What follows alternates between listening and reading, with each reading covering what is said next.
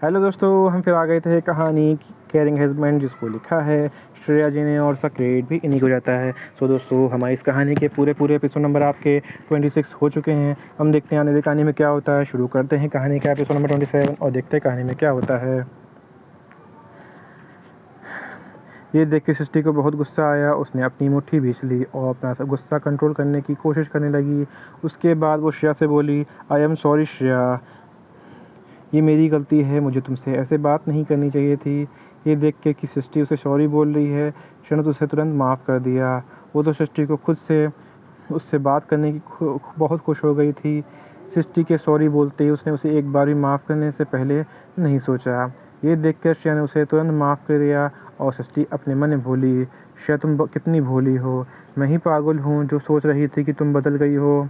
फिर वो श्रेया के पास बैठ गई और उससे बात करने लगी। श्रेया को भी बहुत अच्छा लग रहा था। वो अपनी बेस्ट फ्रेंड को वापस पाकर बहुत खुश थी। पर श्रेया की गलतफहमी बहुत जल्दी ही दूर होने वाली थी। ऐसा ही पूरा दिन निकल गया। श्रेया जब बाहर जा रही थी तो सृष्टि बोली, कहाँ जा रही हो? श्रेया बोली, मैं घर जा रही हूँ। सृष्टि बोलो, चलो मैं तुम्हें छोड़ देती हूँ। श्रेया ने तुरंत मना कर दिया और बोली, नहीं नहीं, मैं चली जाऊँगी। सृष्टि अपने चेहरे पे दुखी वाले एक्सप्रेशन लाते हुए बोली, लगता है तुमने अभी तक मुझे माफ़ नहीं किया, इसलिए तुम मेरे साथ जाना नहीं चाहती हो। श्रेया बोली, ऐसा नहीं है, तुम गलत समझ रही हो। सृष्टि बोली, तो चलो फिर मेरे साथ हम लोग कहीं बाहर चलते हैं। बहुत दिन हो गए हैं हम लोग साथ में कहीं गए नहीं हैं। श्रेया उसे मना करना चाहती थी पर उसका उदास चेहरा देखकर वो मना नहीं कर पाई। ये देखकर कि श्रेया उसकी बात मान रही है, वो बहुत खुश हो गई। श्रेया ने उसकी बात मान ली, वो बहुत खुश हो गई। उसने जल्दी से श्रेया को गले लगाया और बोली, तुम सच में बहुत अच्छी हो। श्रेया मुस्कुराई और उसने कबीर को मैसेज किया कि वो सृष्टि के साथ बाहर जा रही है। कबीर ने उससे कहा था कि अगर वो कहीं भी जाए तो सबसे पहले उसे इन्फॉर्म करे। कबीर उस समय मीटिंग में था, इसलिए उसने श्रेया का मैसेज देखा ही नहीं। जब श्रेया ने कबीर को रिप्लाई नहीं देखा तो वो सृष्टि के साथ चली गई। सृष्टि उसे एक बहुत बड़े होटल में ले गई थी। सृष्टि बोली, यहाँ का खाना तुम्हें बहुत अच्छा है और तुम्हें पैसों की चिंता करने की कोई ज़रूरत नहीं है। तुम्हें जो ऑर्डर करना है तो वो कर सकती हो, पेमेंट मैं कर दूँगी। श्रेया बोली, ठीक है।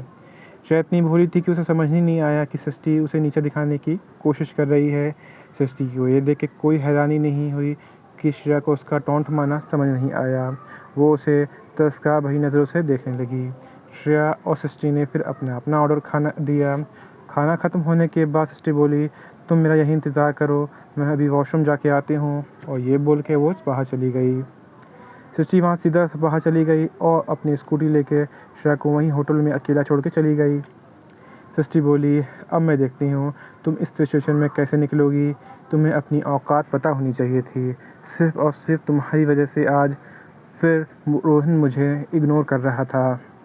तुम्हें पता होना चाहिए था कि जब तुम अपने औकात से बढ़कर कुछ करते हो तो उसका नतीजा क्या होता है। अब मैं देखती हूँ कि तुम इस खाने का बिल कैसे चुकाओगी, क्योंकि तुम्हारे पास इतने पैसे नहीं हैं कि तुम इस होटल को खाना ऑर्डर कर सको। आज जब सृष्टि क्लास में थी तो उसके पास रोहन का मैसेज आया था और उससे श्रेया के बारे में पूछ रहा था। ये देखकर कि रोहन ने उसे सिर्फ श्रेया के बारे में जानने के लिए मैसेज किया, उसको बहुत तेज़ गुस्सा आया। वहीं श्रेया बहुत देर से सृष्टि का इंतज़ार कर रही थी। उसने उसे फ़ोन भी किया पर सृष्टि का फ़ोन उठा ही नहीं।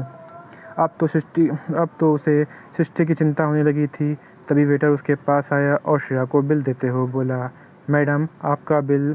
श्रेया ने उसे बस 2 मिनट का इंतज़ार करने को बोला कि उसकी फ्रेंड आती ही होगी। तभी उसके पास सृष्टि का मैसेज आया, I am sorry Shreya. Shreya, वो मुझे मम्मी का अर्जेंटली घर बुलाया लिया, इसलिए मुझे जाना पड़ा। मैं तुम्हें जाने से पहले एक बार इन्फॉर्म भी नहीं कर पाई। आई एम सॉरी यार। जब श्रेया ने पढ़ा तो उसे एक राहत की सांस ली और वो वेटर को अपना कार्ड दिया जो कबीर ने उसे दिया था। जब वेटर ने उस ब्लैक कार्ड को देखा तो वो हैरानी से कभी श्रेया को देखता तो कभी उस ब्लैक कार्ड को, क्योंकि वो कोई मामूली कार्ड नहीं था।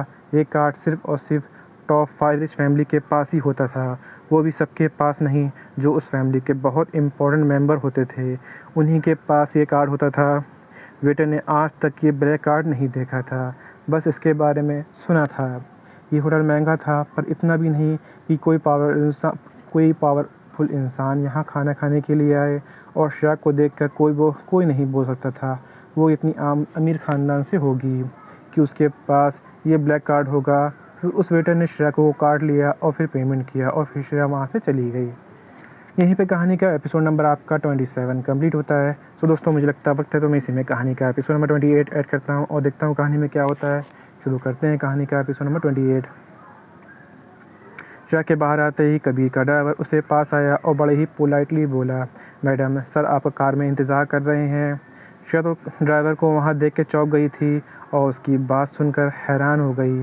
क्या ये यहाँ क्या कर रहे हैं? फिर वो बिना कुछ बोले ड्राइवर के पीछे चली गई। श्रेया ने जब कबीर को कार में देखा तो कार का दरवाज़ा खोल के अंदर बैठ गई और देखा कि कबीर अपने लैपटॉप पे कुछ काम कर रहा था।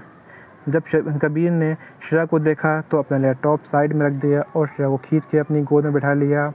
श्रेया को अब इन सब चीज़ों की आदत हो चुकी थी, इसलिए वो ज़्यादा हैरान नहीं हुई। श्रेया बोली, आप यहाँ कैसे? कबीर बोला, क्यों, मैं नहीं आ सकता? श्रेया बोली, नहीं नहीं, मेरे कहने का मतलब नहीं था, ये नहीं था, आप आ सकते हैं। ये बोलकर श्रेया चुप हो गई क्योंकि कबीर उसे इंटेंस भरी नज़रों से देख रहा था और इसे सहन नहीं हो रहा था।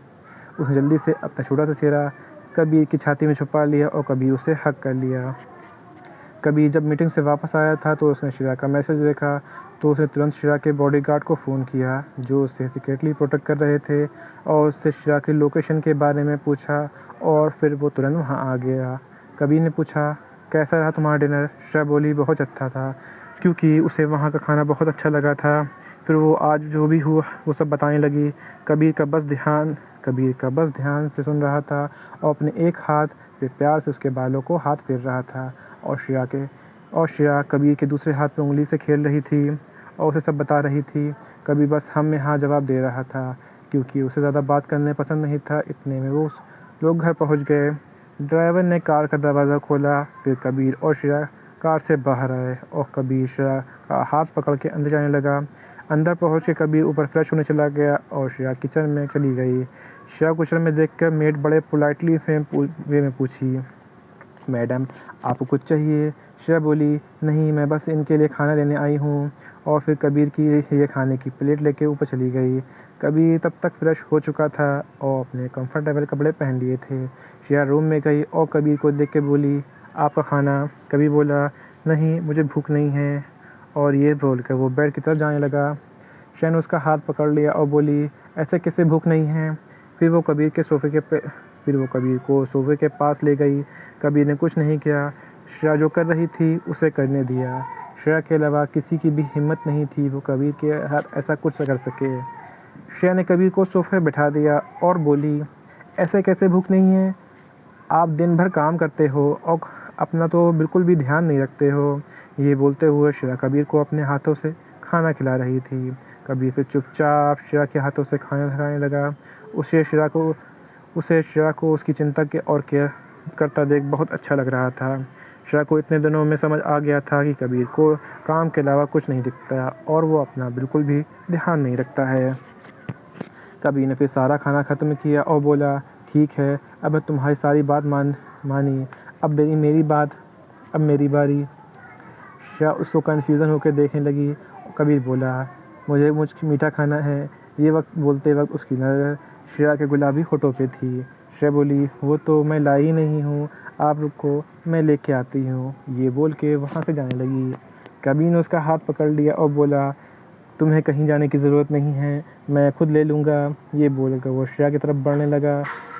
बल्कि हमारी बेचारी भोली भाली श्रेया तो उसे समझ ही नहीं आया कि कबीर क्या करना चाहता है। कबीर ने श्रेया को खींच के उसे डीपली किस करने लगा। श्रेया की आंखें चौड़ी हो गईं कबीर के ऐसे एक्शन से। उसे समझ आ गया कि कबीर उससे क्या कहना चाहता था, पर उसके लिए बहुत देर हो चुकी थी। कबीर उसे बहुत डीपली किस कर रहा था। श्रेया को ऐसा लग रहा था कि कबीर उसे पूरी तरह से ही निकल जाएगा। जब कबीर ने देखा कि श्रेया को सांस लेने में दिक्कत हो रही है तो उसने उसे किस करना बंद किया और बोला, वाइफी सांस तो लो।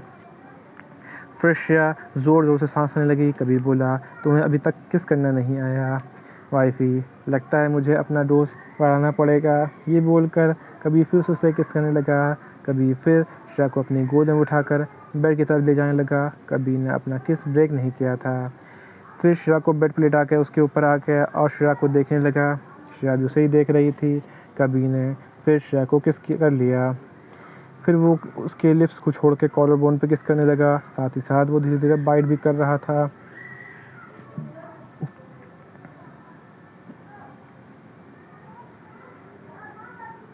और दोनों एक दूसरे से प्यार के संगम में डूब गए। और यहीं पे कहानी का एपिसोड नंबर आपका 28 कंप्लीट होता है। तो दोस्तों आपको एपिसोड नंबर 28 कैसा लगा हमें कमेंट करके ज़रूर बताइएगा। कहानी को ऐसा अंश ऐसा भाग जो कुछ समझ में ना आया हो, आपको और पता लगा हो तो भी हमें कमेंट करके ज़रूर बताइए। कहानी अच्छी लगी तो उसको लाइक कीजिएगा, शेयर कीजिएगा, चैनल को सब्सक्राइब कर लीजिएगा ताकि आपको हमारे आने वाली अगली वीडियो तक आसानी से पहुँच सके। तो दोस्तों हम फिर मिलेंगे एक नई वीडियो के साथ, एक नए एपिसोड के साथ। तब तक के लिए मुझे इजाज़त दीजिए। धन्यवाद दोस्तों।